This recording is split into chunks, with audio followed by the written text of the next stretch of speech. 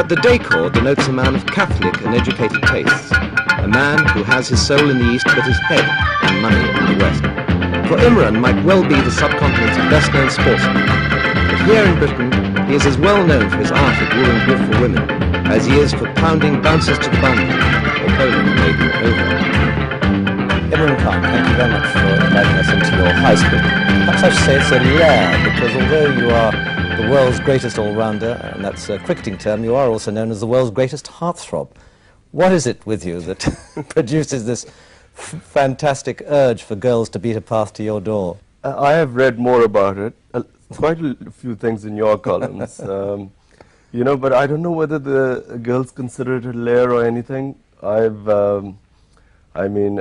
just tried to make it as comfortable for myself as possible.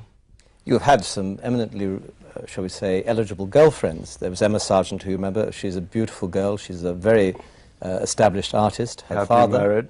Now happily married. We all thought you'd marry her. Then you went out with Lady Lisa Campbell, whose father, Lord Cawdor, is a direct descendant of Macbeth, and we were hoping that they were happily married. Oh, you see, the Imran Khan school, as soon as they leave you, they go off and marry.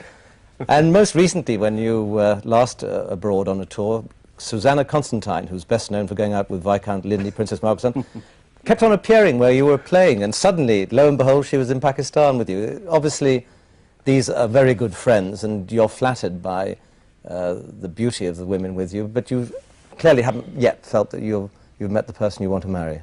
No, there's a problem again. I actually don't believe that, you know, I can give my time to marriage. You know, all my friends are divorced, without exception. One of them 3 times, my closest friend. I mean, it's not a good example. I've seen them sort of go through all the phases of marriage, you know, where they were happy, and they used to tell me, listen, this is the thing to do, and then children, which probably was, from what I could gather, the most satisfying aspect, especially for women. But for men, you know, it can be an ego thing, because, you know, they like to see their own replica in this world and then want him to do all the things they couldn't do. But for me, marriage has always been something that one must enter with eyes open, and one must make sure that, you know, one is ready to give the time it needs. I think there's a lot of problem when couples separate, but the children are the main people who suffer. And I think that unless and until parents are ready for marriage and know that they have to get the responsibility to the children, like my mother brought me and my sisters up, like I've seen my sisters bring their children up. I think unless and until people have that dedication, they shouldn't enter into marriage. I don't think I have that dedication. Has there also been a pressure in Pakistan for you to marry, because you're 38, you're eminently eligible, you're single? Would, in your mother's days, it would have been perhaps obvious that you would have had to have an arranged marriage? Well, put it this way, in Pakistan, the only way for 99% of the people to get married is an arranged marriage. Did your family actually present you with any suitable fiancés? There was one particular girl my mother used to like a lot, and she was my sister's friend, my younger sister's friend. And so whenever, you know, she used to come to visit my younger sister, my mother always said, look, have a look at her and tell me if you find her attractive. And I used to be so shy, I couldn't look at the girl. Finally, she got married. 10 years later, she came to a birthday party, and my sister asked me to sort of make an appearance there.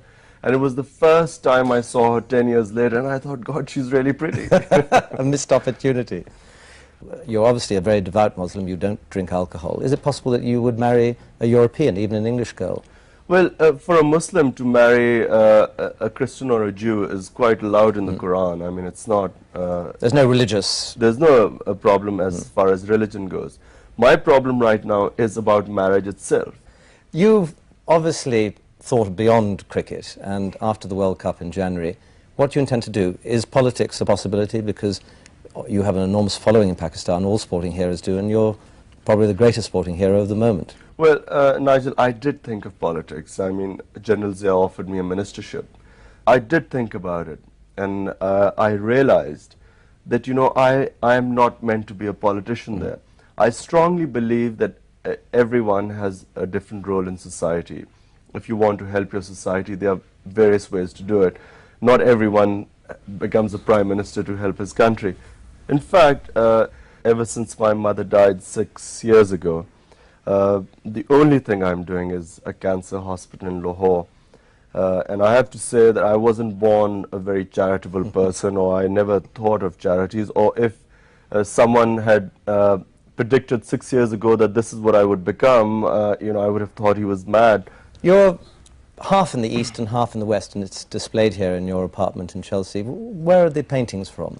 Most of them are from Pakistan. There are a few from a friend of mine, Emma Sargent. She painted a few.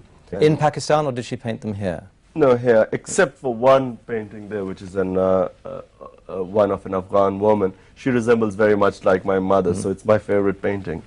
Your last cricket expedition is going to be the World Cup to Australia and New Zealand. What's going to happen to Imran Khan after that? Well, I hope you're going to win it first, and then afterwards I'm going to launch the biggest fundraising appeal in Pakistan, because nothing would make Pakistanis give money to my hospital more than us winning the World Cup.